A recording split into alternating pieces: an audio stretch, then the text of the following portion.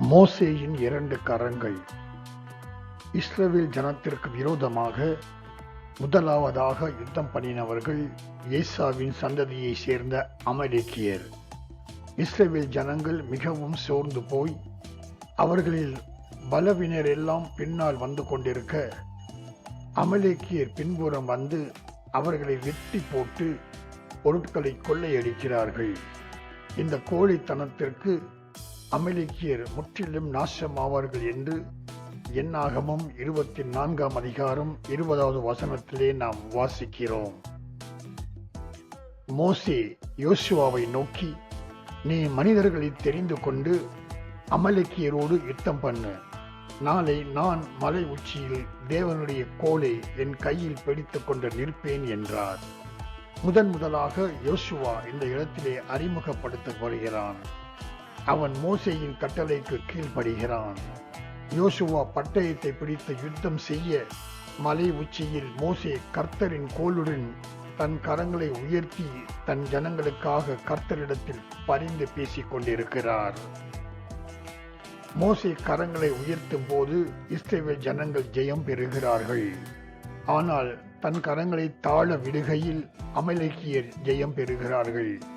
இதை பார்த்த மோசேயுடன் கூட இருந்த ஆரோனும் ஊர் என்பவனும் ஒரு பெரிய கல்லை கொண்டு வந்து மோசேயை அதன் மேல் உட்கார வைத்து ஆளுக்கு ஒரு புறம் மோசேயின் கரங்களை தூக்கி பிடித்து மோசேயின் 2 கரங்களாக இஸ்ரவேல் ஜனங்கள் யுத்தத்தில் ஜெயம் பெறுகிற வரை உதவுகிறார்கள்.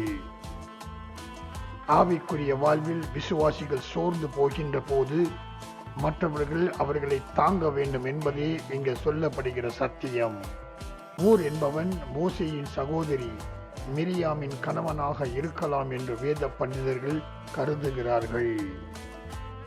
நம்முடைய ஆவிக்குரிய ஜீவியத்திலே கிறிஸ்து நமக்கு மோசேயைப் போலவும் யோசுவாவைப் போலவும் இருக்கிறார்.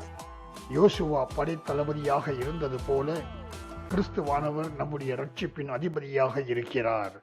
நம்முடைய ஆவிக்குரிய போராட்டங்களில் கிறிஸ்துவானவர் நமக்காக போராடுகிறார்.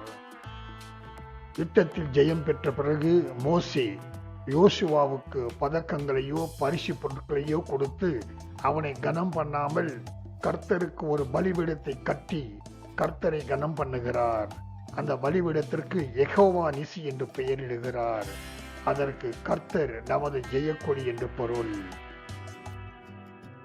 தாவீதின் ஆட்சி காலத்தில் கர்த்தர் அமலேக்கியரை மொத்தமாய் நாசம் பண்ணினார்.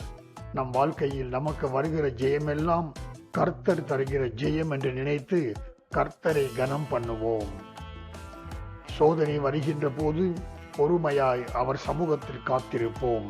கர்த்தர் நம்மை சோதித்து அறிந்து புடமிட்டு சரியான நேரத்தில் ஆசீர்வதிப்பார். நம்முடைய வாழ்க்கையில் நடக்கிற ஒவ்வொரு காரியங்களுக்கும் கர்த்தருடைய பார்வையில் ஒரு நோக்கம் இருப்பதை விசுவாசித்து அவரையே சார்ந்து வாழ்வோம். விசுவாசம் தோற்பதில்லை. ஜெயம் நமக்கு நிச்சயம். ஆமேன்.